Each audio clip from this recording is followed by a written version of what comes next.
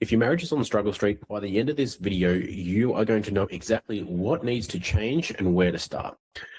My name is Harrison Orr, and after being a reactive nice guy and nearly destroying my marriage, I've now helped men that are successful at work but struggling at home to break the defensive reactive nice guy patterns so that they can lead themselves and their marriage to a place that they actually fucking love.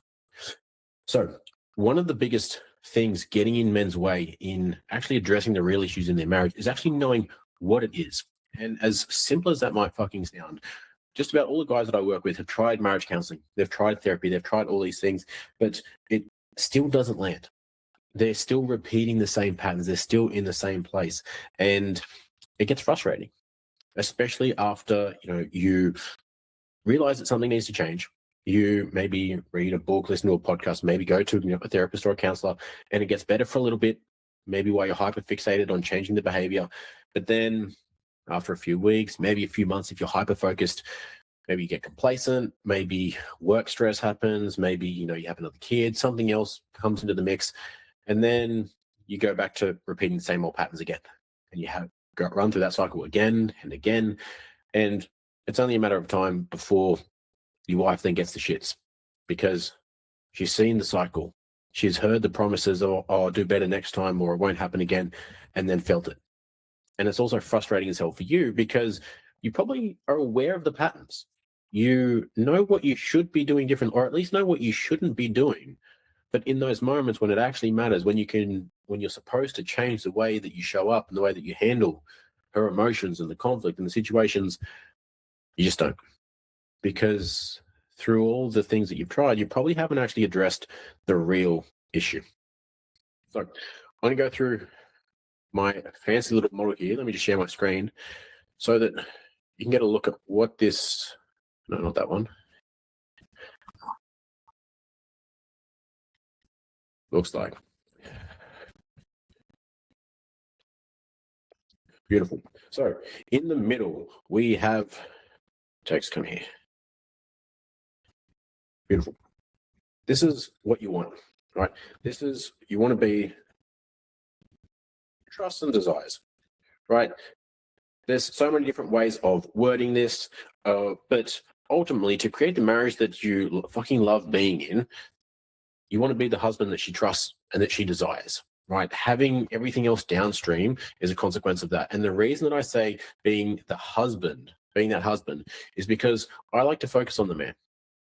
Through my work, focusing on the man, focusing on addressing his behaviors, the way that he shows up and the way that he then gets to lead his marriage has a significantly greater effect on the marriage than actually working together on the marriage, from what I've seen. And when you become the husband that she trusts and she desires, everything else kind of takes care of itself.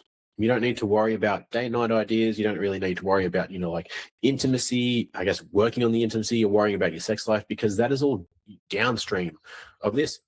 Same as communication, techniques and say these I feel statements, all that stuff, all downstream. But some of the common blocks that I've seen men experience in trying to get here is, first of all,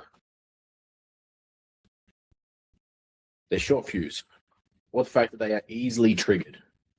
Like if you are easily triggered, if you are quick to get reactive, to yell, to withdraw, to get defensive, well, not so much defensive, but quick to lose your shit, essentially, then it doesn't really matter what else you have at your disposal in terms of tools. Right? It doesn't matter what the therapist has told you. It doesn't matter what tips and tricks you have on handling communication.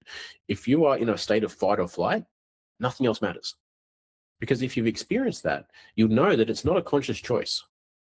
You react before you even feel like you have a choice. Right? And I'm not saying that you don't have a choice in this, but a lot of the guys say, like, I feel like I lose control. Not to the point where they're punching holes in the walls, but this reaction is literally their nervous system going into fight or flight. It's faster than anything that you can think. It's an automatic survival mechanism to get you into fight mode, if it's required, to flight mode to get you out of there, or even into freeze mode of, oh, I hope this thing doesn't kill me. Unfortunately, your wife isn't a saber-toothed tiger, so it's not really going to prevent you from dying because you're not really in that situation, but it's escalating things because you're often getting reactive and not handling the situation the way that it needs to. Which leads me to the other piece, which is a form of reaction, is the defensive walls. And this is one of the fastest ways to make sure that you never actually have a true connection or true communication with your wife. Because if you're constantly defending yourself, all right, if you're defending your intention, if you're defending what what you said or why you didn't do what you said you would do, not only is it relinquishing any form of ownership or accountability, it also results in her not feeling heard, her not feeling seen, her not feeling appreciated. Because a lot of the time, it has very little to do with the thing that she's saying and much more to do with the feeling underneath it. The fact that she doesn't feel heard, seen, or appreciated, which is not just a female thing, is a human nature thing.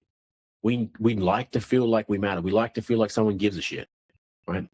You ever been in a situation where you share something with a friend or someone, and they instantly then go into a story about how they had it so much worse, or they did this thing that was 10 times crazier or better than the thing you did, and you feel completely invalidated. You just feel like they were waiting for their turn to talk and they just made it all about them, and you're like, cool, yeah, I'll just go fuck myself then. Right? It's like that. That's how she kind of feels, that you didn't even hear what she said. And then that's where you might hear things like, you're not even listening, you just don't understand, you just don't get it. Even though you maybe parroted back exactly what she said, and you're left standing there confused, like, what do you mean? Isn't that what you wanted? Isn't that what you said? What? And you're left speechless. Because even though you heard the words, you didn't understand the feeling that was underneath it. Not because you're an idiot, not because anything wrong with you, but it's just a level of understanding and a skill set that you probably haven't been taught.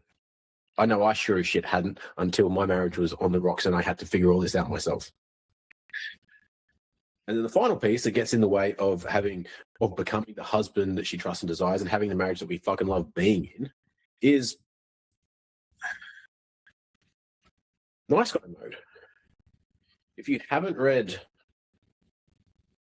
Dr. Robert Glover's No More Mr. Nice Guy, and you are someone who considers yourself a people pleaser, maybe you struggle saying no or setting boundaries, you put everybody else first, you consider yourself easygoing, just go with the flow, and you say whatever you want, I don't mind, up to you a lot, and your marriage isn't in the state that you want it to be in, highly recommend going to read that book. Couldn't recommend it enough. Now, that's not going to give you the full path out of it, but it's very useful in realizing, in actually showing you a very harsh mirror that I hope you are ready for.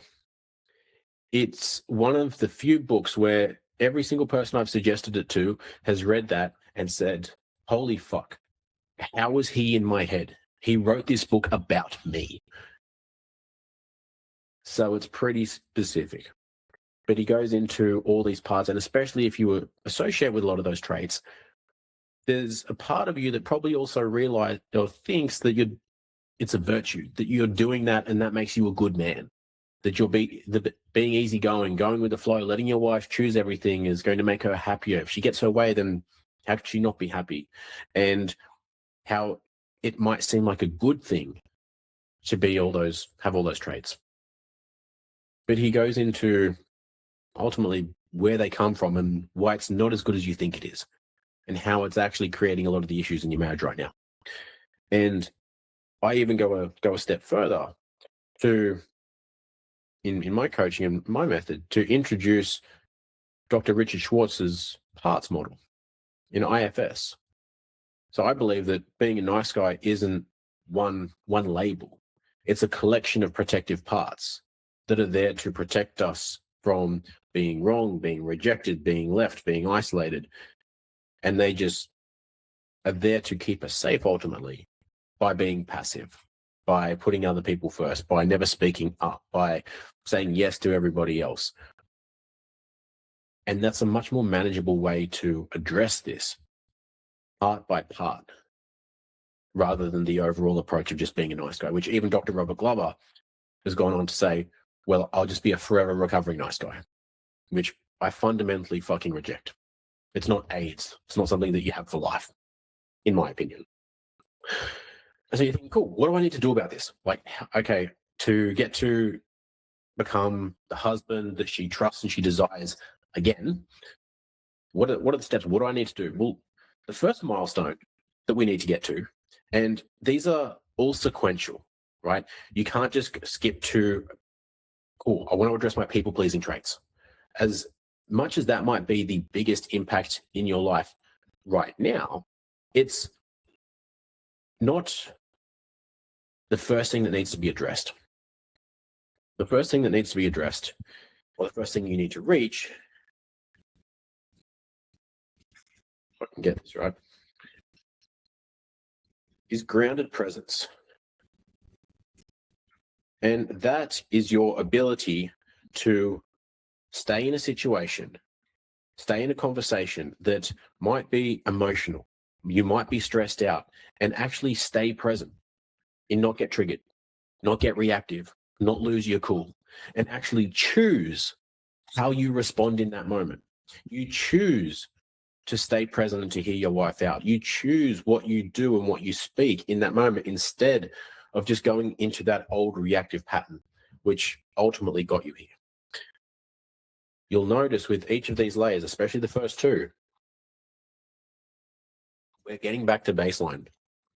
We're getting out of reactive territory and getting to a place where you can choose how you respond, which is when you introduce choice, you introduce the ability to change the way that your brain fires, to change the way that you handle these situations until they become the new default, where you don't need to consciously think about, I'm getting frustrated, quick, take a breath, take a deep breath, slow down, count to 10, all those stress management techniques and things that people tell you. You just are calm naturally. And then you eventually have a resilient nervous system enough so that these little things don't trigger you so much. That your kids not listening or being loud or being a little bit messy, just being kids, doesn't trigger you so much, doesn't trigger you at all. Maybe your wife's emotions, maybe having a poor night's sleep, like these things that are very small in the grand scheme of life don't get to you anymore. Not because you're forcing yourself to just not let it bother you. It just doesn't. And that's how you get that grounded presence. We do that through 3 steps. 3 steps. I'm giving you the absolute cheat code here. First step is to, mate, try again. All right, cool. Here we go. Is to spot the triggers. Because if you don't know what the triggers are, and you don't know your triggers, how are you going to do anything about them? Right? Because understanding your triggers, and I don't mean you need to sit there and write down every single trigger, but it's also about understanding what contributes to your triggers. So for me, I know that if I have more than 2 coffees a day, if I have a shit night's sleep, if I don't, look after myself in my health in some capacity, like I don't spend time outside, I don't work out, I don't do something like that more than 2 days in a row, I get irritated because I'm out of alignment with myself, right? And then that frustration breathes out to everybody else. If I spend too much time on social media or too much time in front of a screen, some of those are contributors to a dysregulated nervous system and to me reacting more than usual. So I breathe. I keep my caffeine intake minimal. I get my good night's sleep as much as I can control with having young kids. And I manage that because I know what escalates me. I know what contributes to that. And so I know that if I don't do those things, as well as doing breath work instead, as well as like everything else that comes into this, especially in the next piece, then it's something that I don't even have to think about anymore. Because in the next one, once you know what those things are for you, is calm the body, right? That's actually knowing how to slow things down, actually knowing how to get a good night's rest, actually knowing how to breathe properly, which sounds wild, but most people breathe like retards. Like if you're always breathing through your mouth, if you never breathe through your nose, if you always breathe short and shallow into your chest, you're going to be constantly sitting at a state of fight or flight. You're always going to be at that simmering level of stress. And that's why it takes the smallest inconvenience to set you off, because you're already there. When you have a calm body, when you're naturally in that parasympathetic state or that rest and digest state, you've got this much bandwidth before you get to frustration point, as opposed to simmering at this level of stress all day. So we use that to work in our advantage.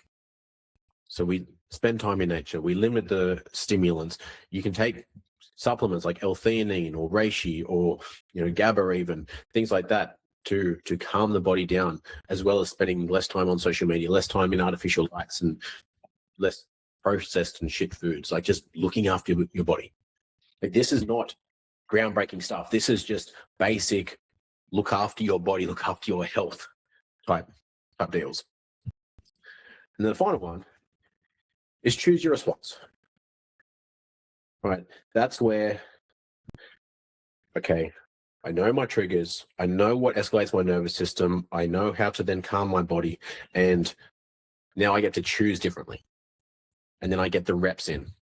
And it's not about getting it perfect every single time, but it's about catching yourself faster.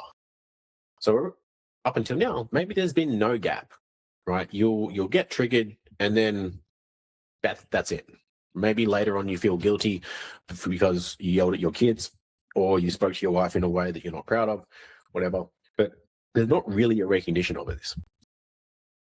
Then you become aware of your patterns, you become aware of these triggers, you start to spot them, and then you start to calm your body, and then you start to catch it a little bit sooner. Maybe the first few times you don't catch it in the moment, but it's close. You're like, I reacted the same way as last time, but I know I shouldn't have, right afterwards. And then next time, maybe you're about to say the thing and you stop yourself. Or maybe you're feeling it come up and you're like, oh, I can see it happening. I can feel it coming, but I can't quite stop it. But I was still aware of it. And then the next time you're feeling it coming up and, okay, I'm feeling it. You know what? Take a breath, take a step back, slow it down, and then pivot. And then you catch it. And then so it's another way to gauge your progress in this. Because depending on the issue, depending on the topic or the sensitivity of the trigger, sometimes you can just, cool, it just doesn't faze me anymore instantly. Other times it takes some catching. And then so that's where having a different metric to measure your progress can be hyper effective, rather than just did I or didn't I. So then once you become more grounded, you're more grounded, you can feel your wife and your kids can feel you in the room, right? They know that they've got your full attention when you're there. They're not competing for, over your phone, over your customers or your clients, or over the TV. Like when you're there, you're there. And then you actually get to feel that connection too, which is pretty fucking cool. Like you pick up on things that you wouldn't have picked up if you weren't that level of present. And it's a wildly cool experience, in my opinion. And side note, when you realize actually how disconnected you have been, you realize how much of life you've actually missed out on. Like, just as a quick side note, one exercise that I get all my guys to do, just as a reference point for what it feels like to truly be present and grateful for a moment, is the next time you're going to do something, with your wife or your kids. Maybe it's you're going to tuck your kids into bed at night tonight. Maybe it's, you're going to have coffee in bed with your wife in the morning this weekend. Something doesn't need to be an overly big moment, but treat that moment as if it's the last time you'll ever do it. Treat that moment as if that is going to be the last time you ever tuck your kids into bed at night. Maybe they move out, maybe they just don't want it anymore, maybe something else happens, but imagine that's going to be the last time. or it's the last time that you'll have coffee in bed with your wife, the last time that you'll see her this young, this radiant, this beautiful, before she's old and crippled and both of you can barely move and you're in pain all the time. You're old and senile. Because eventually, one of these times will be the last time. But at the time, you won't know it. At the time, you won't know it's the last time. So without being aware about it, you'll probably just brush it off like, oh, it's just another story. It's just another Saturday in bed. It's just another this, just another that. And you're kind of half disconnected and you go about your business. And then one day you'll realize like, oh, I don't get to have those moments anymore. And that's when it'll hit. And that's when it's too late. So that's my invitation. Try to be that level of present and see how it feels in yourself and how differently they respond.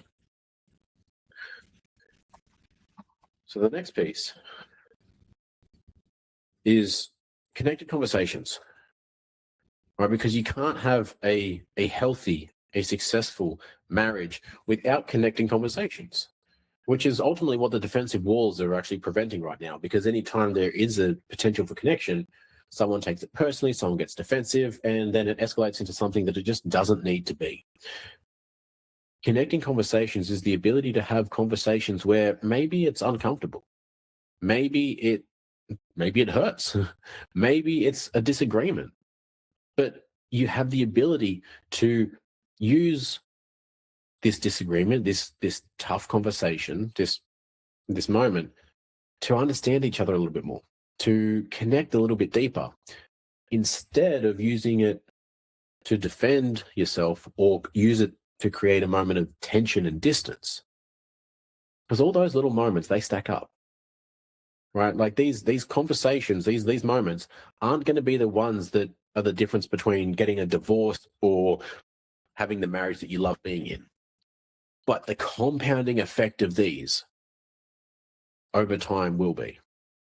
It's the difference between these conversations leaning you to divorce because no one feels heard, no one feels appreciated, no one takes ownership. And then there's a lack of safety, a lack of trust, a lack of respect, a lack of desire, a lack of all the things that you need and want in a healthy relationship, versus using these moments because of the way that you handle them to connect and understand, which breeds trust, which breeds safety, which breeds respect, which is then the doorway to desire and intimacy. As a side note, intimacy is not a problem in a relationship. So many people think, oh, our sex life is trash, so we need to fix that. I promise you, bedroom antics are downstream of the safety, trust, and connection outside of the bedroom. They are downstream. So if things are feeling a little bit stale and you're not feeling too close in the bedroom, look outside and look how connected you are outside. How many connecting conversations do you have? How emotionally connected do you feel to each other outside of the bedroom? When was the last time that you played and laughed together that wasn't sexual? That you just had a laugh, that you were playful, that you were adventurous, that you did these things that you kind of used to, but the mundane, the routine of life just took over, and then now it's not so important anymore because it takes effort and takes energy, which you don't really have anymore because you put into your job and you get a shit night's sleep. So you just get the snickle for it. So you put the bare minimum into your wife and your kids and consequently into getting sex. So the effort to initiate is like the most weak of like, hey, do you want to stick it in? And then wonder why no one's really too excited for it. Sound familiar? And so how do we get there?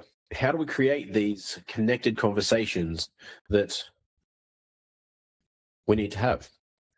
Well, it's not just about creating connecting conversations, because if you focus too much on the conversations, you fall victim to focusing on the communication that we need to fix, right? We just need to have better conversations, which I promise you is surface level. The conversations are a symptom, which I know might seem that's what I'm looking for. Contrary to conflicting even to what I've got here. But the conversations are downstream of the defensive walls. Okay. Focusing on the techniques, on the like, cool, what are the questions I need to ask to understand my partner better? Or how do I, connect with my wife? Like, what are the conversation tips? Like, use I feel statements and all that shit. If you are still defensive, if you are still reactive, it doesn't matter how many of those you use, it still won't work. I'll use this example. Have you ever been in a sales conversation? Maybe it was a car salesman, maybe you're going to buy something online, maybe it was a real estate agent, someone, and you wanted the thing that they were selling, right? It from a features and a outcomes perspective, you're I like it, I have a need for it, I want it. But this person just gives me the ick. You don't trust them. They've got commission breath. You're this person just wants my money. I don't trust them because of their intention. Their energy underneath is giving off, I don't really care about you, I just want your money type vibes. If you don't address these other things, it's the same thing. You can say the perfect script, but if you say it passive aggressively, if you say it out of spite, if you say it out of even the final one, out as a nice guy, if you say it out of people pleasing mode because you're this is the script that I was told that would get her to open up, to get her more inclined to desire me, to want to get in the bedroom. If she feels that, she's going to shut you down. And maybe you're going to be frustrated because you're what did I do? And I did the right thing, trying to act all innocent because she saw right through your bullshit. And I did get it, man, because I've done it. I used to try the massages, the bubble baths, the cook. I always cook dinner anyway. But the get the brownie points, the flowers, all the things. And then there's the you're waiting for the acknowledgement. Did I do good? Are you in the mood yet? And there's this expectation of they have to return. And so it feels forced, it feels pressure. And that is a surefire way to dry her up like nothing else. So it needs to come from a calm and regulated state with no expectation. But the conversations will flow naturally when you get the problem out of the way. And the problem right now is the defensive walls. So you need to drop those defenses. And that might sound easier said than done, but that's where these protective parts come in. So those parts that I spoke about, those nice guy parts, the parts of you that are there to protect you. So consider this. You are not one mind. We are not one mind, right? In the same way that we are not one body. We have a body, but we are made up of parts. We are made up of arms and legs and arteries and bones and muscle and fat, and different parts make up the whole. Same thing for our mind. We have our mind and we have different parts. We have, and to use this, to make this land, have you ever had a conversation with yourself? Have you argued with yourself? Well, who are you talking to? Have you ever said part of me wants to do this, but a part of me wants to do that. A part of me really wants to get up first thing in the morning and go for a run and be fit and be healthy, but a part of me really just wants to fucking sleep in and have coffee in bed. As a parent, I love my son to death. Part of me wants to spend every waking moment with him. Another part of me can't wait till he goes to bed at night so I can sit still in silence for 5 minutes. Neither of them are right or wrong. They're not good or bad. They're just there. When we understand these parts, that these parts are there for a reason, the parts that are defensive, that get in the way of these connected conversations, that get in the way of us becoming the husband she trusts and desires and creating the marriage that we fucking love, are protective parts, which come from our childhood, because at some point when we said no, when we got something wrong, when we were seen at fault, then we got punished for it. Mum and dad took something away. Maybe they treated us differently. We felt like they didn't love us because we got it wrong, because we were the one at fault.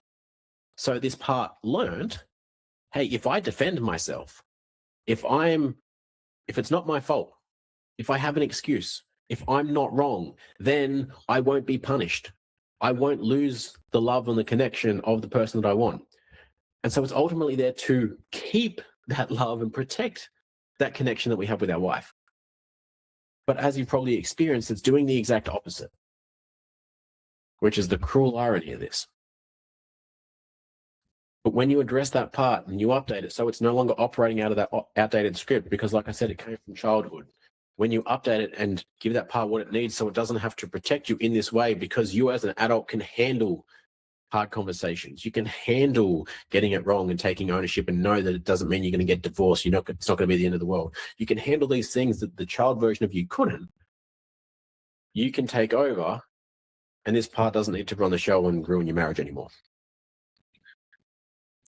Then, and that's a big one, right? That's a big piece. I know it's only like 1/9 of this whole model, but that is a huge piece in self-awareness, in identity, in growth. Fucking huge. The next piece sounds pretty easy compared to that, but it's just to hear her. Like, I mean, actually hear her. Not just hear the words, but hear the emotion she's feeling. Like, when you realize that the words that she's saying are just the surface level, they're just the tip of the iceberg. There is an emotion underneath that, which, when you know what that is, when you can speak into that, will feel like you have just read her mind. You feel like you're an absolute fucking Jedi. And she actually gets those needs met. When you realize that the stuff that she's sharing with you isn't about just her telling you what she does or doesn't like, or sharing you about these things, it's that she has a need to feel heard, to feel seen, to feel appreciated, like, for all these things. And when you can then go and meet that, it solves so many of the other issues. Like, there is a ridiculous amount of arguments in marriage that can simply be solved by understanding your partner's needs and by validating their emotions. You don't have to agree. You don't have to apologize. You don't have to do shit other than just understand that that's what they need, validate that emotion, which sounds something along the lines of, well, if I had that kind of day and come home to this, then that makes sense. I'd feel pretty frustrated too. Or it makes sense that you feel this way. That's it. Said sincerely, not through, oh, it's just a script I learned because I watched Harrison's video, but like, actually fucking mean it. And it will carry so much more weight than you realize, which is confusing for a lot of men, because they're like, she brought me this problem and I tried to solve it and gave her a solution. Why did it not land that way? Why did it not make sense? Because she wasn't looking for a solution. She was looking to feel heard. She just wanted to feel seen. She just wanted something else that wasn't a solution. Like, if you ever, I don't know if you've experienced this, as a parent, I've realized that every other parent thinks they're a fucking expert. You will say one thing and everyone jumps into like, well, have you tried this? Why don't you do this? Well, I heard you never do this and you never do that. And everyone tries to give you their 2 cents. And well intended, I'm sure. But I don't know if you look at some people and you're like, yeah, I don't want my kid to turn out like you or your kids. Thank you, but no thank you. And it's getting unsolicited advice. Definitely used to be a trigger for me. I don't know about you, but when someone gives you their 2 cents when you didn't ask for it, fucking annoying, right? That's how she feels when you're giving her these solutions. So one thing you can literally do, hey babe, if you're unsure what she needs from you, I'm not really sure what you need from me right now. So do you want to be hugged? Do you want to be helped? Or do you want to be heard? If she wants to be hugged, you give that woman the biggest hug of your life. You hold that shit for like 5-10 minutes. You just hold her, you breathe, you just rest her head on your chest, let her nervous system regulate by yours and calm her down. And that will give her the oxytocin, the feel good, the relaxation that she fucking needed, the support, the safety, the love, the trust, all the things, just by being in your arms. That's all she wanted. You need to just shut the fuck up and give that woman a hug. If she wants to be helped, cool. Now put your problem-solving hat on and do what men love to do and solve her problems. Ask any questions you need, go into problem-solving mode and smash it out the park. Go ahead. If she just wants to be heard, shut the fuck up, kick your feet up, and just let that woman talk. You do not need to say a thing. You just need to let that woman talk, which If she's sharing stuff, just go along with it. She's talking about some chick at work, like, yeah, fuck that bitch. I wouldn't put up with that either. Just side with her. That's all she's looking for, right? She just wants to feel heard in whatever she's expressing. She wants to feel like she can connect with you. That's her attempt to connect with you, to share what's on her mind, what her day was like, what she was feeling. I know it might seem trivial to you, but it matters to her. So if you care about her, then you care about this. It's not that big a deal. And then the final piece, which, especially if you have someone who identifies as a nice guy, might struggle with, is speak your truth. Because you can drop your defenses. You can hear and understand her needs and like speak into those and meet those needs for her.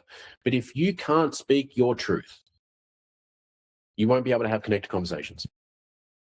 If you can't speak what you truly think and truly feel, and not as a projection, not a blame, but to share what you truly think and what you truly feel, well, you can't be truly honest then. And if you can't be honest, despite it being maybe a tough conversation, then why would you expect her to? As the men, we get to go first. So we get to share the truth. We get to share the things first because it creates an invitation for them to do the same. If she's not worried about how we're going to react when she shares something that might hurt or might be hard to hear, that's when you open the door to real conversations, to a real relationship, and real trust and safety as well. Because if she doesn't feel like she can share something with you, or she has to filter it because of how you've reacted in the past, she's worried about what you say or what you do, then everything gets filtered through this lens because she's afraid of your reactions. So it's not about her just being more honest. It's looking at how you've contributed to her safety around sharing those things. Because that also plays into your parenting as well. Because with your kids, if you try to teach your kids to be honest, and then they are honest with you, and you punish them for being honest, you know, they do the thing that you said not to, but they come and tell you because you raised them to be honest, and you punish them. What are you teaching them? Don't be honest, you'll get punished. Don't share that full truth because you'll get in trouble. So they try to learn to hide it, or they filter it. And eventually they won't come to you with things because they know dad will lose his shit. Dad will punish me. Is that the relationship you want to have with your kids? Probably not. So there's a different way to handle that. And so getting to speak your truth. Most people can't do this because they don't even know what it is. They're afraid of having these hard conversations. But here's the cool thing about this journey as well. Most people avoid hard conversations because they don't have a positive experience having a hard conversation. Think about it. How many, I don't like the phrasing of hard conversations, but conversations that are either higher stakes or higher emotions. How many of those conversations have you had where you actually felt relief afterwards? Like where you felt, oh, wow, that actually wasn't so hard. That actually went so well. Like, I'm glad I had that conversation. And you were able to then model the way you have those conversations afterwards. Probably not many. Like you might feel relief after having the conversation just because it's not on your mind anymore. But the conversation itself didn't go that well. Part of this work, you get to give people the experience of having those higher stakes or higher emotional conversations and learning that they're not going to be punished for it. That you can handle that. You can stay present. That you're on the same team, that you'll navigate the difficulties and it'll be okay. What's important is that everything that's there that needs to be spoken gets spoken. And you get to give them a different experience of what it's like to have those conversations. So not just in your relationship, but in everywhere you go in life. And you also get to become a person where they can truly trust you. Because coming into the nice guy mode in a second, if someone doesn't believe that you'll be truly honest with them, they can't truly trust you. Like if they know that, oh, he just tells me what I want to hear, or he won't tell me the full truth, then they can't really trust you. Because why would they? Because You're just telling them what you think they want to hear. And so it's hard to really love you at that point. And that's a hard pill to swallow too. But how can they? If everything you do and say is through the lens of, well, I hope this is what they want me to do for them. I hope this is who they want me to be for them. I hope this is what they want me to say, what they want to hear. Then where is the real you? Do you know who the real you is? Like, if you've been performing most of your marriage and most of your life, it's a valid question. Something worth sitting with. So we move on to the final one. So nice guy mode. What is the opposite of the inverse of the nice guy mode? To create the husband that she trusts and desires and the marriage that you fucking love being in is trusted leadership. And trusted leadership, I'm going to see if I can pull that. I apologize that it's kind of cutting out a little bit. There you go. Trusted leadership starts with the leadership of yourself, right?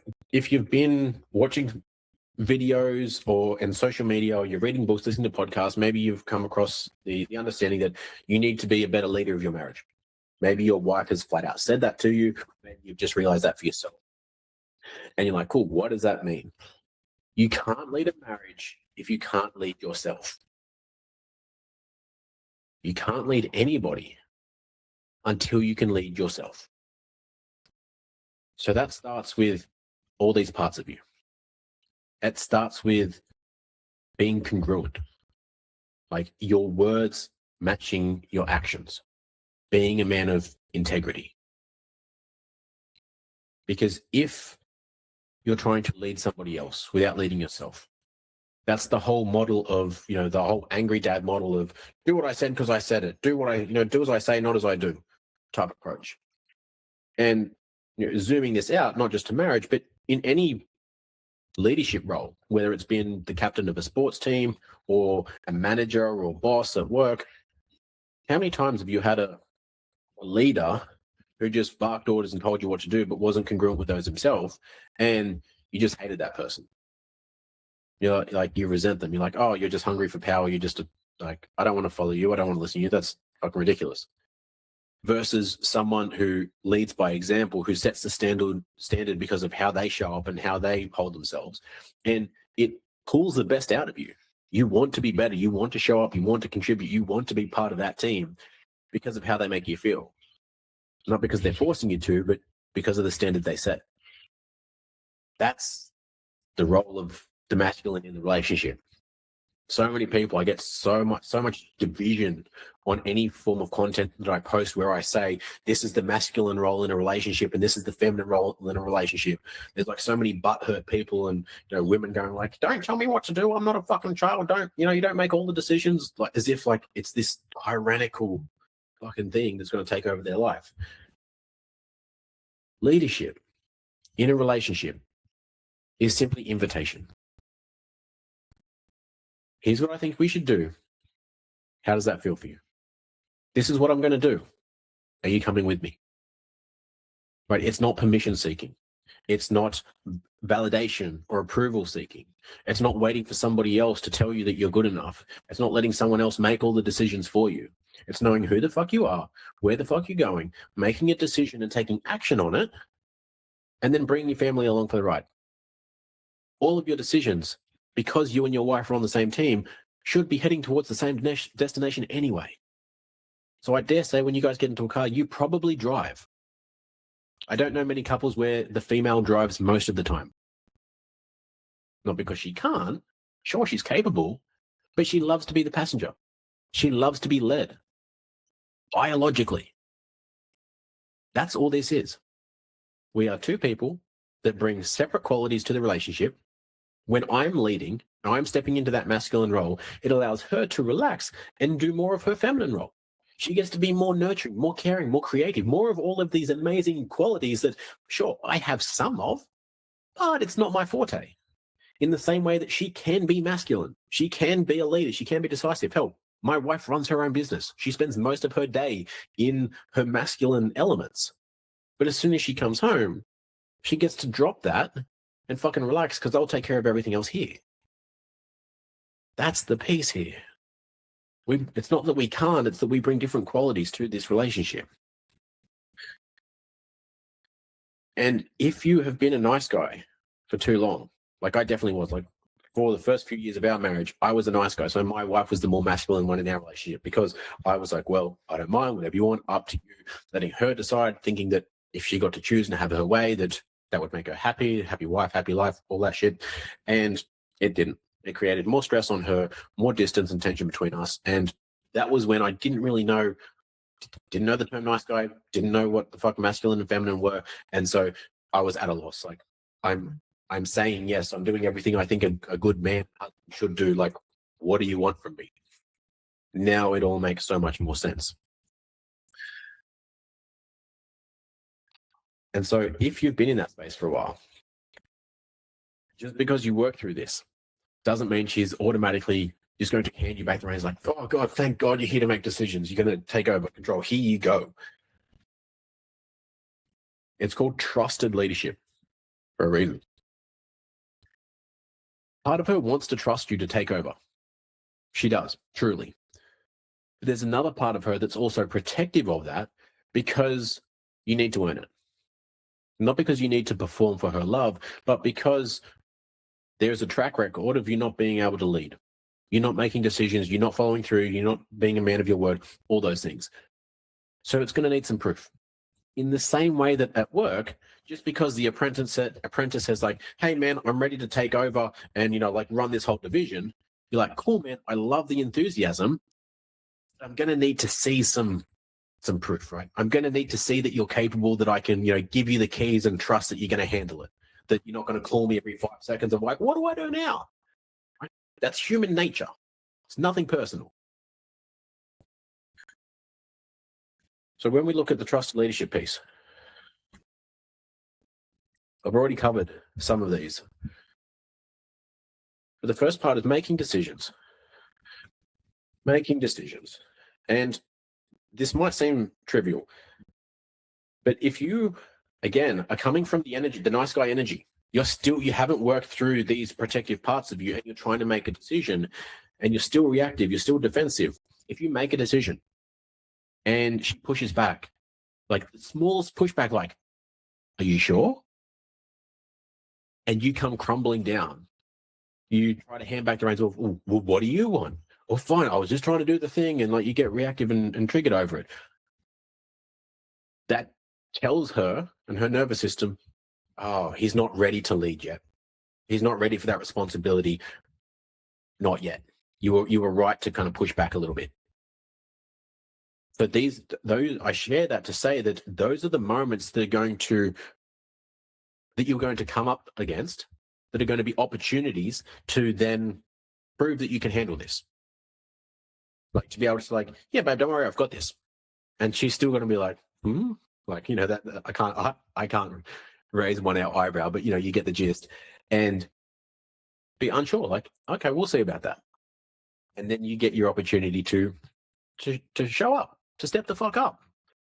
And then over time, when you consistently show up in that way, it proves to her that you are that man now. And that it's not just you with a shiny new performance or a shiny new mask that like, oh, this is just his latest ploy to get laid. He's only doing this because of the shit spot we were in the last few weeks. It'll only last a few weeks and he'll go back to his old patterns.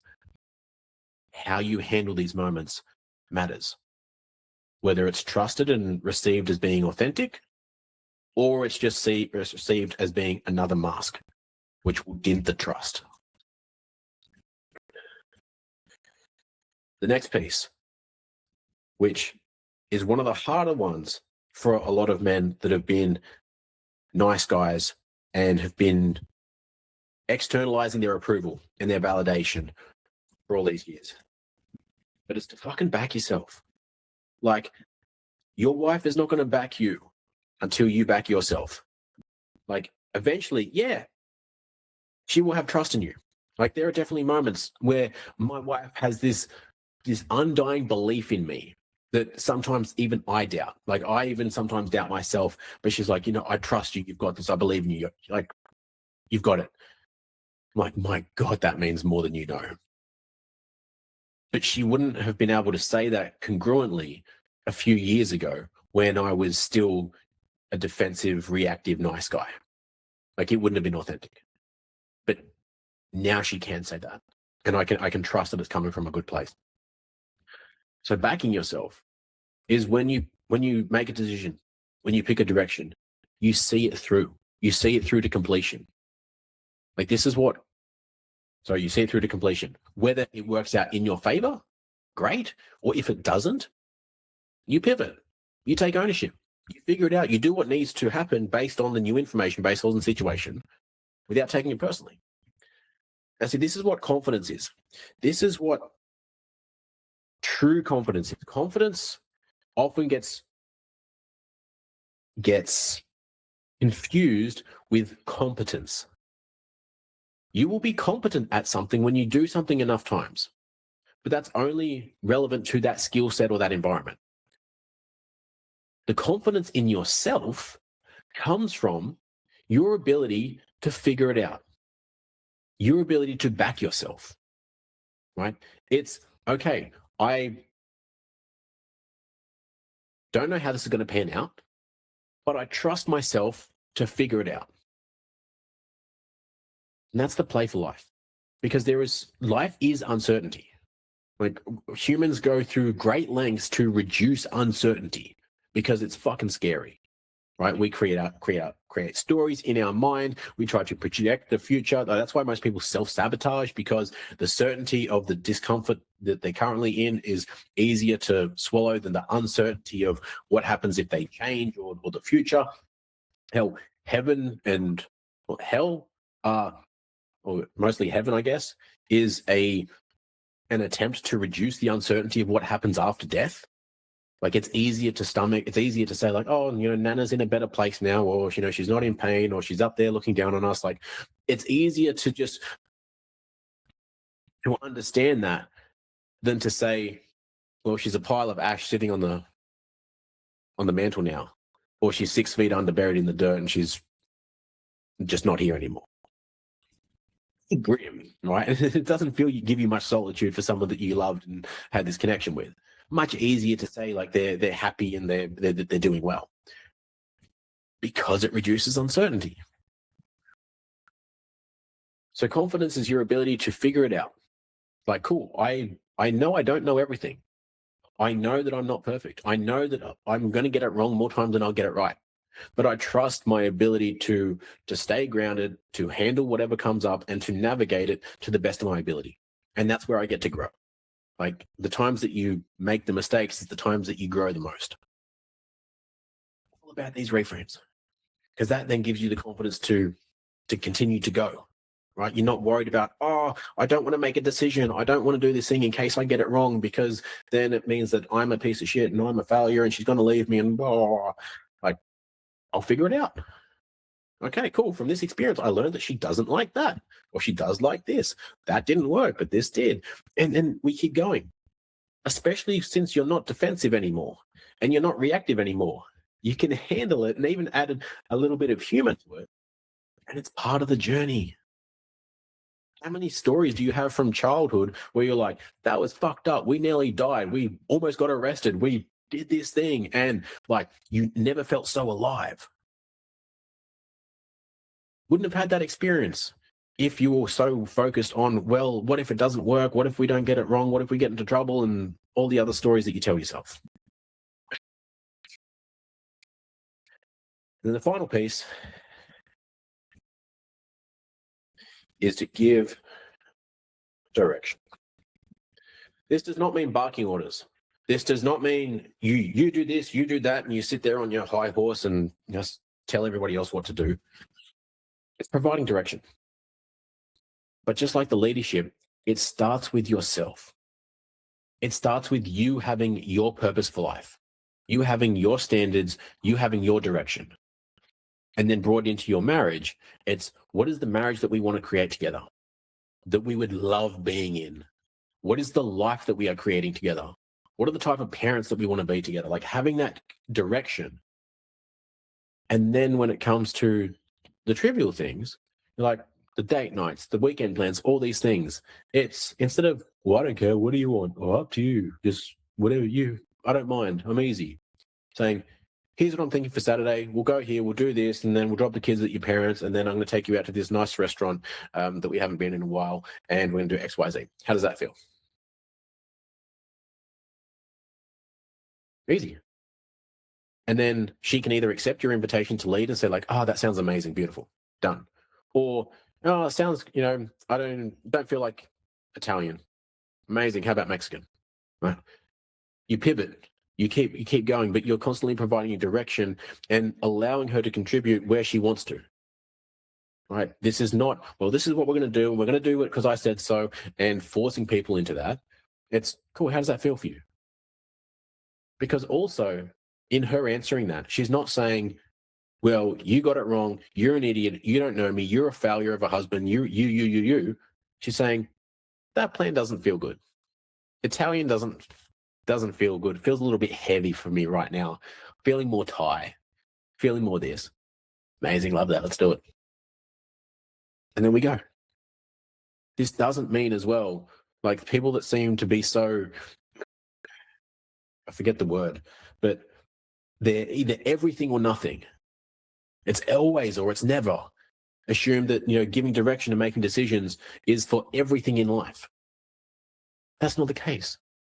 When it comes to the house that you buy, the suburb that you live in, the school that you send your kids to, these are all joint decisions. You each bring your own opinions and beliefs and perspectives and desires to these conversations.